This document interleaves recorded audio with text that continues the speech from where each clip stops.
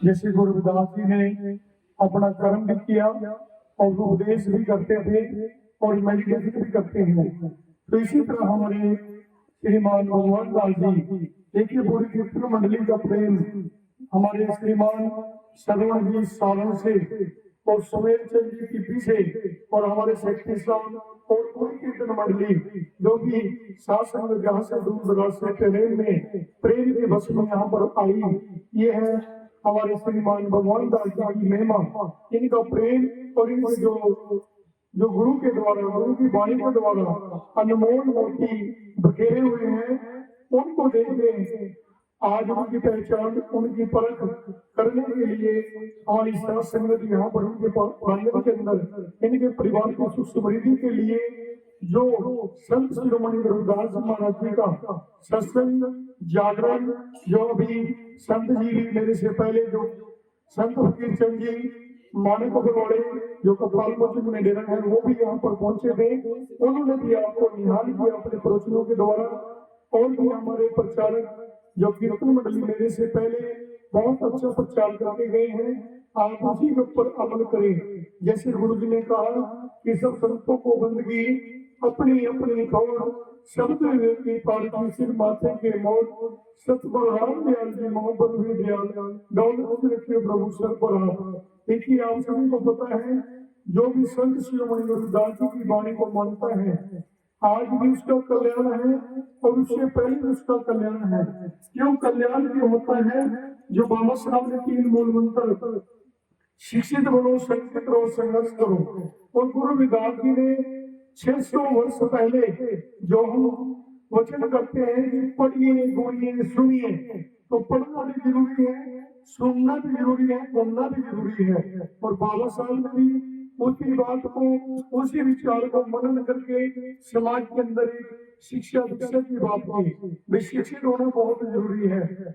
और हमारे घर में प्रेम होना, मिलवर्तन होना बहुत जरूरी है। संघर्ष और परिश्रम भी तभी होता है जो आदमी शिक्षित होकर परिवार में मेल करके रहता है। जैसे शिक्षित बनो, संगठित रहो, संघर्ष करो। शिक्षित आदमी ही प्रेम कर सकता है और संगठन की मजबूती कर सकता है। और गुरु महाराज जी ने एक धर्म के ऊपर कहा कि धर्म की एक फल, संत मिले 4 फल, सतगुरु मिल जाए तो अनेकों बल। आज भी श्रीमान भगवान दास जी ने अपने परिवार की सुख समृद्धि के लिए और इस गांव के वातावरण के लिए संत शिरोमणि गुरुदास जी की सत्संग जागरण के रूप में संत महापुरुषों को बुलाया। दास भी इन्हें निमंत्रण किया था कि आप जरूर आना। तो हमारे पास कम से कम 4 बसें तो यूपी से जो बल्ला दरबार साहब गई हुई थी और 2 बसें लुधियाने से डेरे के अंदर विश्राम कर रही है। तो गुरु की पहल शासन में थी। आज पूरे दिन 14 का दिन था। आज संगतें वहां पर माताएं बहने जाती हैं, तो करीब करीब वो भी 2000 के करीब संगत आज दिन में आना जाना लग रहा है। तो कल उनका शहीद रामानंद जी का शहीदी दिवस था, तो आज हमने, आज क्या वो कल का दिन था, तो हमने उसमें छबील लगाने की परसों लगाई हमने कल, क्यों 12 बज चुके हैं तो दिन तो कल का चलेगा। तो कल छबील लगी पूरे दिन और लंगर परसों चले पूरे दिन, लंगर तो चलते रहते हैं। तो सब शहीद रामानंद जी की याद में भी वहां पर गुरु जी की वाणी से भी और भंडारे से भी और गुरु रविदास जी की विचारधारा पे जो संत शहीद रामानंद जी ने जो काम किया, देखिए पूरे विश्व के अंदर आज दम का बज रहा है। सतगुरु रामदयाल जी ने, देखिए गुरु रविदास जी हिंदी पंजाबी जो है, पंजाबी से हिंदी में अनुवाद करके आज हम गीत से जब पढ़कर एग्जाम्पल देते हैं, उपदेश करते हैं, तो कोई पूछता है भी आप कहाँ से बोल रहे हो। जैसे दूरदर्शन वाला कहता है कि मैं रोहतक से बोल रहा हूँ, या मैं दिल्ली से बोल रहा हूँ, या जलंधर से बोल रहा हूँ, हम कहेंगे कि हम संत शिरोमणि गुरुदास दीप ग्रंथ से बोल रहे हैं कि हमारे गुरुदास दीप ग्रंथ के अंदर ये वाणी दर्ज है। जैसे गुरु रविदास जी की जितनी भी वाणियां, संत शिरोमणि गुरुदास जी का जो जीवन है वो गुरु रविदास दीप ग्रंथ के अंदर दर्ज है। जो व्यक्ति उसको पढ़ लेता है तो गुरु जी के जीवन को जान जाता है और अपने जीवन को सुधार लेता है। जो गुरु रामदयाल जी को समझ लेता है, उनके जीवन का अनुसरण कर लेता है तो उनका स्वभाव कैसा रहा, शीतल स्वभाव। हम सभी कहते हैं कि बाबा साहब ने 32 डिग्रियां ली और गुरु रविदास ने 52 राजे रानियों को दीक्षा देकर और भी सात संगत को ये जो इतनी यात्राएं की, उनका जीवन संवारा, ये लाखों करोड़ों लोगों को उन्होंने पाया और अपनी पैर में उनकी वाणी से जो संत लोग उपदेश करते हैं, जैसे हमारे भगवान दास जी, सुमेर चंद जी, सेठी साहब और सर सरवण जी 1975 से बचपन से गुरु लाइन से लगे हुए हैं और जितनी मातृशक्ति यहाँ पर रिश्तेदार आश्रम भी बैठे हैं। देखिए हम तो एक ही बात कहते हैं कि भाई देखिए सिख लोग अपने जब अमृतसर चले जाते हैं, एक गुण चले जाते हैं, बॉर्डर साहब जाते हैं तो गुरु साहब के ग्रंथ साहब से वाणी जपते हैं और चुपवाते हैं, वाहिगुरु कहकर, मुस्लिम अल्लाह कहकर और हिंदू हमारे जो है वो राम कहकर उस परमात्मा को याद करते हैं। और हम जो गुरु रविदास जी को जानने वाले मानने वाले हैं, हम सर्व धर्मों का मान सम्मान करने वाले हैं। जैसे गुरु रविदास जी ने कहा कि सब संतों को बंदगी अपनी अपनी थोड़, सब की पार की सिर माथे के मोड़, सतगुरु रामदयाल जी मोह पर हुए ध्यान डोलन से दियो प्रभु सब पर। जिसके ऊपर गुरु का हाथ होता है, जिसके ऊपर माता पिता का हाथ होता है और समाज का हाथ होता है, कहते हैं नहीं प्रथम गुरु माता पिता और दूसरे गुरु टीचर, तीसरा गुरु साक्षात आप लोग बैठे हैं जिससे लेनी देनी का ज्ञान होता है, और चौथे गुरु हमारे आध्यात्मिक ग्रंथ और गुरु रविदास जी जो उन्होंने ग्रंथ साहब के अंदर अपना देह रूप समाया हुआ है कि जो वाणी को पढ़ेगा वही गुरु जी के देह को और गुरु जी के बातों का विचारों का अनुसरण करेगा, उसी का जीवन धन्य होगा।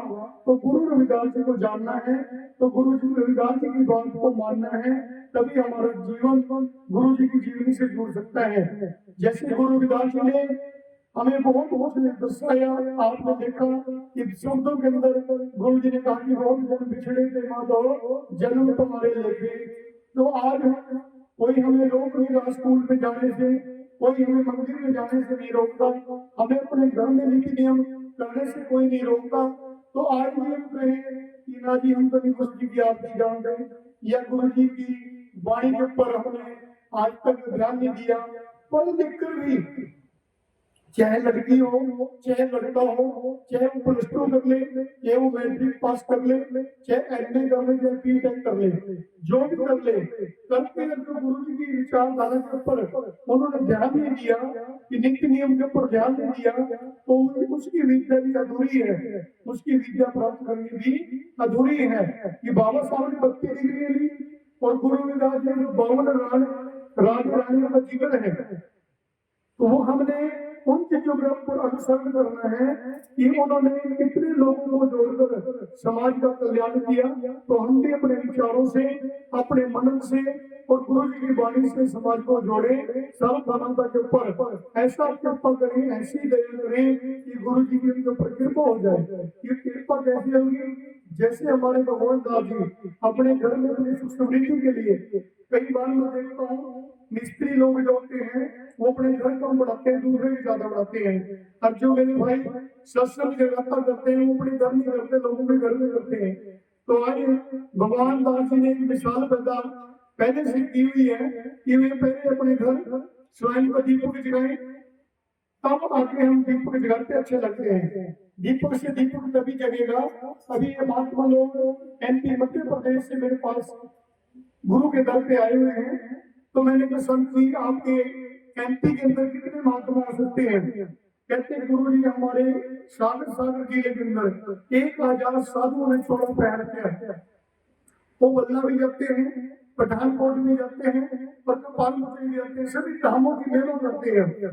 तो मैंने कहा वो लोग जो 1000 साधु में से 100 साधु कैसे हो सकते हैं कि जो वाणी से जुड़े होंगे? तो कहते हैं कि हमारे एरिया में गरीबी है, थोड़े लोग नजदीक नहीं आते, अपने काम काज में लगे रहते हैं। तो मैंने संतों को 7 8 संत आए हुए हैं आज उन्हीं की तरफ से आज जाने लगे थे। मैंने कभी आप लोग आज का जो पाठ है अपने मध्य प्रदेश की सुख समृद्धि के लिए और पूरी विश्व की सुख समृद्धि के लिए गुरु रविदास जी का पाठ का जाप करें, और उसका पढ़ने का तरीका, बैठने का तरीका जैसे कि घंटा आप लगाएं, कभी आपको किसी संत के घर में पाठ रखना पड़ जाए तो ये तरीका है। इस तरीके से जब पाठ रखोगे, किसी के ऊपर वजन बढ़ नहीं जाना, किसी के ऊपर पैसे का प्रेशर नहीं पड़ा, भी आप कुछ लोगे तो नहीं कराएगा, ये पहली गरीबी है।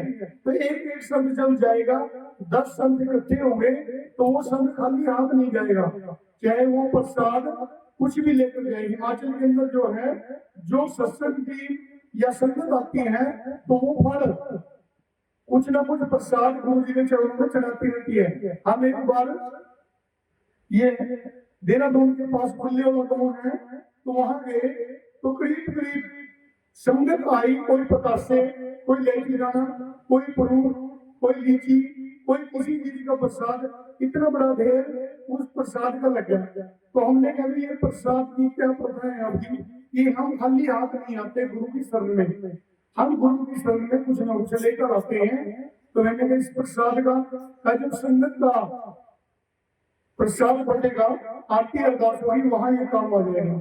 उनकी जो सेवाएं देखी, भाव देखे, तो मैंने आज संतों को भी कही कि भी जब हम किसी के घर जाते हैं तो हम कोई ना कोई देखो वहां भी गुरु का दर्द लगेगा ना, जो हम 5-10 रुपए की चीज लेकर गुरु जी को अर्पित करेंगे तो भी गुरु का दरबार है ना। तो मंदिर में जाए, साधु के पास जाए, तो वो साधु आपके प्रसाद को पता नहीं कितनी संगत में बांटेगा। तो हमें अपने हाथ से अपने ये पवित्र कमाई शुद्ध करनी है।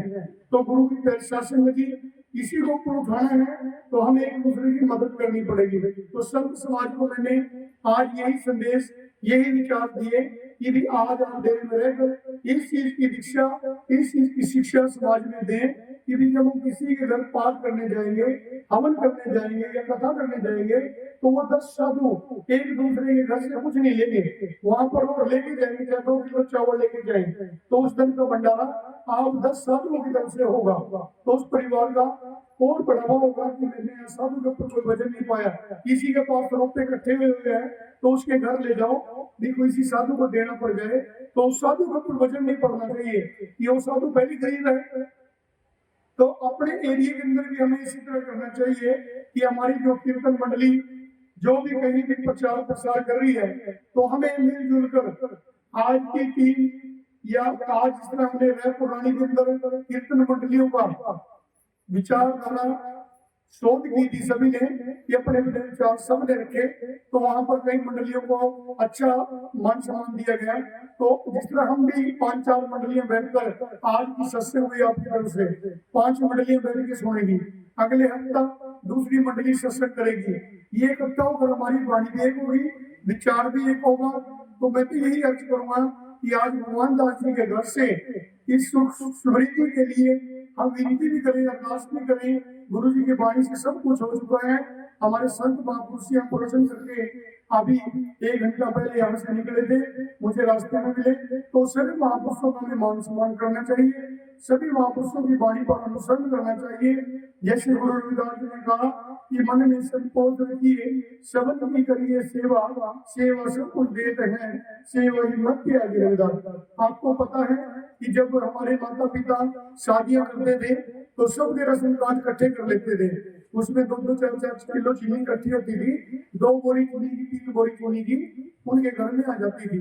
तो इसी तरह हमें एक दूसरे के सहारा बन के, हमें एक दूसरे का साथ देकर, अब किसी के बच्चे को पढ़ाने का भी काम करना पड़ जाए, कई बार भाषण देने वाले भाषण देके चले जाते हैं, तो कई बार उनसे पूछते हैं बाबा साहब ने तो 32 डिग्रियां ली, आपके बच्चे ने आपने क्या अपने बच्चों को कितनी डिग्रियां दिलवाई, 1 दिलवाई, 2 दिलवाई, 3 दिलवाई, तो आपका कितना परिश्रम गया। पहले तो हमारे परिवार के ऊपर ही ध्यान देना पड़ेगा ना। फिर इसी तरह हम जो नेता लोग हैं या सेवादार हैं या प्रचारक हैं या हम कोई भी, तो मैं यही बात कहूँगी, एक बच्चे को भी आप पढ़ लिख कर नौकरी लगे तो एक बच्चे को आप शिक्षा दिला सकते हो, किसी की 1 साल की फीस भर सकते हो, किसी को 6वीं से 10वीं तक का आशीर्वाद दे सकते हो, किसी को अपने 2 क्लास की फीस देकर पूरे साल की उसका जीवन बढ़ा सकते हो। तो जब कहेंगे कि ये नहीं पढ़ सकते, ये सुधर नहीं सकते, जब हम किसी के बीच में नहीं गए या प्रचार नहीं करें, कैसे सुधरेगा कोई? तो हमें कोई बुलाता है तभी जाते हैं, ये बात कहते हैं कपाल बचे में प्रोग्राम लिखिए तभी जा सकते हैं।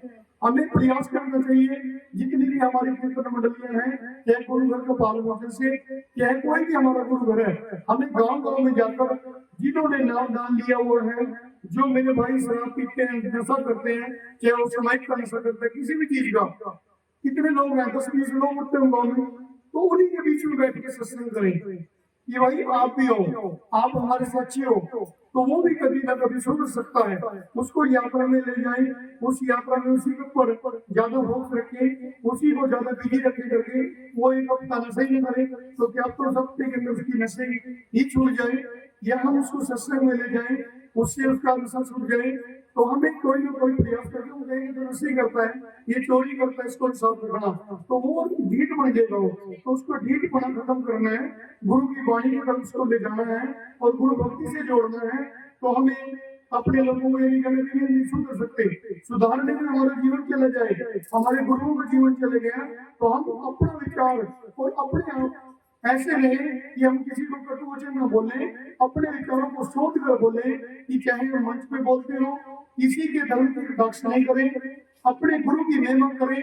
तो गुरु की महिमा जितनी करोगे आपकी तरक्की होगी, आपका नाम होगा, जैसे गुरुओं का नाम है, तो अपने गुरुओं के प्रति श्रद्धा रखनी चाहिए। मैं तो ये कहूंगा कि देखिए हमारे संतों ने तपस्या की कपाल मोचन में, और हमारे बच्चे जो पढ़ रहे हैं उनकी तपस्या के ऊपर 158 बच्चे नौकरी में लग चुके हैं, 158 बच्चे 5-7 साल के अंदर। तो ये देखिए बच्चे जो पढ़ते हैं तो 20-20 साल निकल जाते हैं नौकरी के लिए, 25-25 साल निकल जाते हैं। तो आपके डेरे के अंदर 5-7 साल कर जाए, 158 बच्चे नौकरी लगना, ये बच्चों की तपस्या है, उनकी सेवा है, चाहे वो किसी भी वर्ग का है, किसी भी बिरादरी का है। आपके लड़ी से यही डॉक्टरों का लड़का है चला दो सर्विस लगे, तो कई ऐसे बच्चे हैं, कोई मानसपुर से, कोई कहीं से, लेगी से, कोई तुगलपुर से। तो इस तरह हमें ऐसे काम करने चाहिए सर्व समाज के लिए। तो हम अपनी विचारधारों को गुरु जी की वाणी से साझा करें। इसी तरह सबको महापुरुषों को यही संदेश, यही विचार देकर आज उनको रखा हुआ है। तो अपने मध्य प्रदेश के अंदर ऐसे मूवमेंट चलाओ कि आपके पास आपके गांव के लोग भी आने लग जाएंगे और दूसरे भी आने लग जाएंगे। तो समय का भाव देखते हुए तो गुरु विदास जी ने दोहे में कहा कि ओम नमो सुख गुरु विदास, तोरे चरण कमल की आस, ये जो पाप का नाश, ओम सोम आते जम्बास। जो गुरु के चरणों में नमस्कार कर लेता है, जो माता पिता के चरणों में नमस्कार कर लेता है, जो गुरु के दर पर कोटि-कोटि नमन कर लेता है, तो उसको दुखों का निवारण सदगुरुओं के द्वारा, माता पिता के द्वारा उसके दुखों का हरण हो जाता है। और जो गुरु जी का शब्द ले लेता है, गुरु जी ने कहा कि ओम सोम करते जम्पा, तो उसके नजदीक यम भी नहीं आ सकता। तो गुरु की पहली शासन लगी। हमारे श्रीमान भगवान दास जी ने आपको देखिए अपने घर बुलाकर, जैसे अभी राजेश जी ने कहा, आज दिवस मेरे घर आया राम जी का प्यारा। आज सभी परमात्मा के प्यारे हैं, गुरु के प्यारे हैं आप।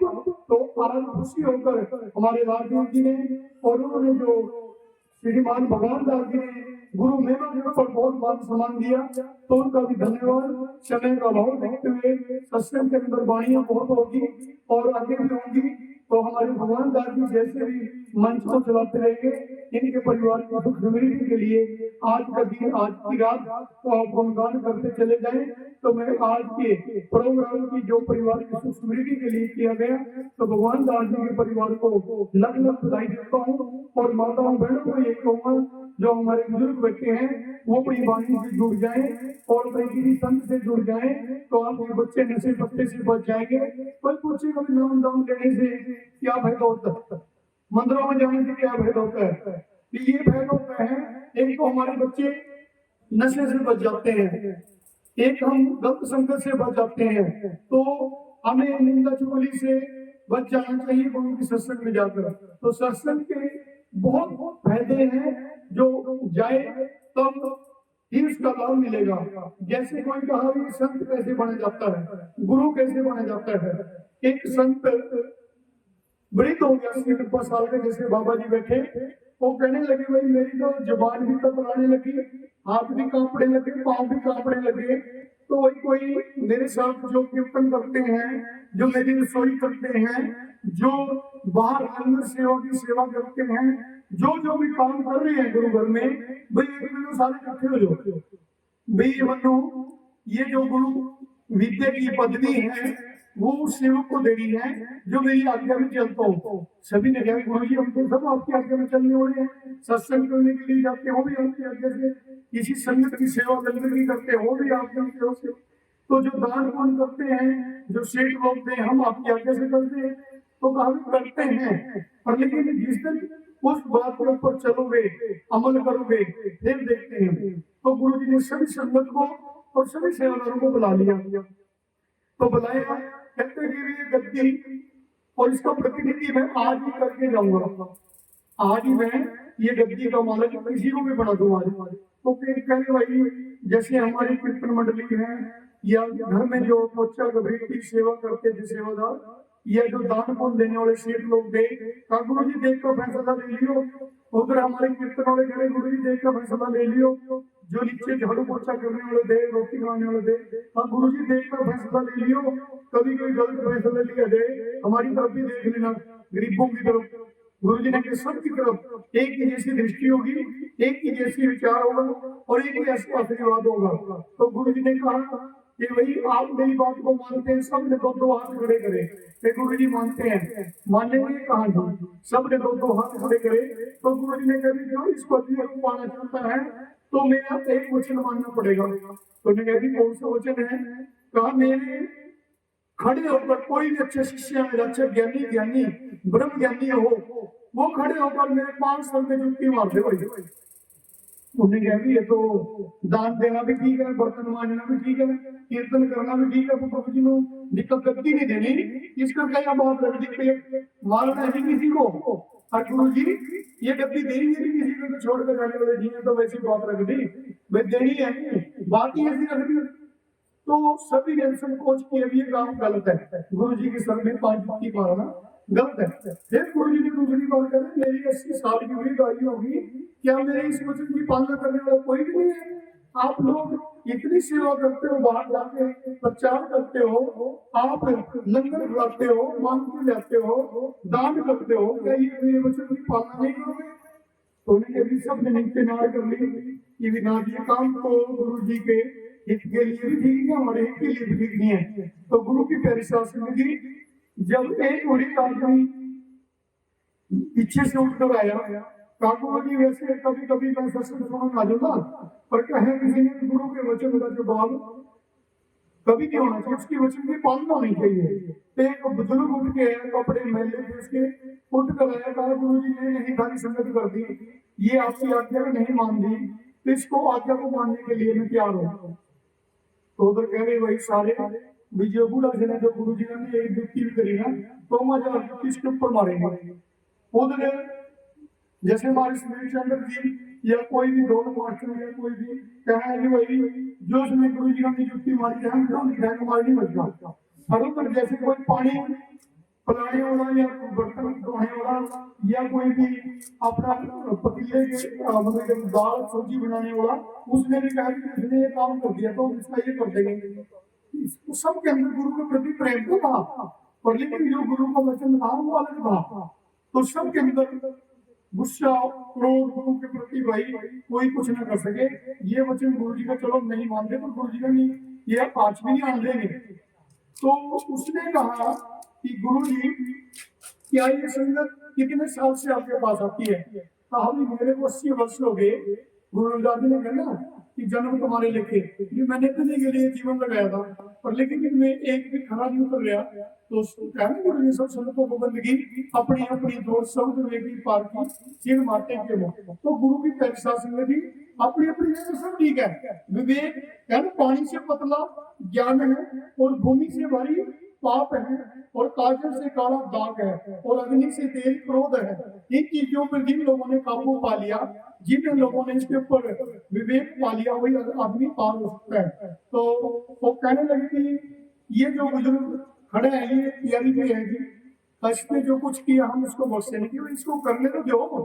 तो उसने कहा गुरु जी सब गत्ते स्तर के बदले गुरु मिले फिर भी सस्ता जाना, पर मुझे तो एक नहीं लग रहा कि जो आपकी बात को मान रहे हो, तो ये काम गुरु जी नमस्कार करके मैं करने वाला हूँ।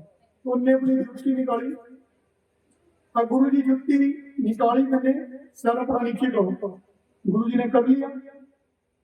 तो उसने जब सर नीचे कराया गुरु जी के पाँव का हाथ लगाकर वो पांचों जूते अपनी सिर में मार दिया। उस सेवक ने जैसे पंचों विकारों को हम शांत कर लें, वो संत ने कहा सेवक की करो, मैंने कहा था कि मेरे सर में कि गुरु जी आप ही बताइए, ये संत लोग भी प्रचारक लोग भी सर के बदले गुरु मिले फिर भी सस्ता जाओ, कह रही है ये सर भी आप ही गए, ये जो जुत्ती मैंने अपने सर में मारी है सर भी आप ही करने नहीं है। जिस दिन से मैंने आपके वचन ग्रहण करे थे उसी दिन से मैं आपको मानने लगा, दिल के हृदय की गहराइयों से मैं आपका धन्यवाद भी करता हूँ, मैंने धर्म परमात्मा को भी धन्यवाद करता हूँ, मुझे ऐसे गुरु मिले। तो मैंने ये अपने सर को ही आपका सर माना हुआ है। जो पगड़ी होती है गुरु की होती है, गुरु की आज्ञा होती है, आज्ञा के अनुसार हम लोग आपके बीच में आ रहे हैं। संतों का ये जारी करे हुए कोई याद करे तो वहां जाना चाहिए। तो सबको पूछा कि भाई ये बताओ आप लोगों के दिलों में देखो क्या था कि ये काम करेगा हम ये कर देंगे।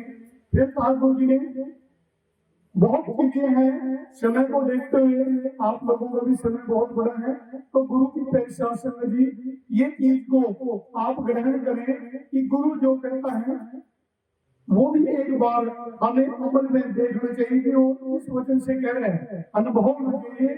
तो गुरु जी ने कहा कि मैं ये गलती इसको गलत नहीं दूंगा, तो ये बंदा ठीक है और आप लोग भी ठीक है अपनी जगह अपनी सेवा करते रहे, और आज से मैं इसको ये प्रतिनिधि बना देता हूँ और आप लोग इसकी पूजा अर्चना करें और इसको आशीर्वाद मैं देंगे और ये आपके यही आशीर्वाद देगा।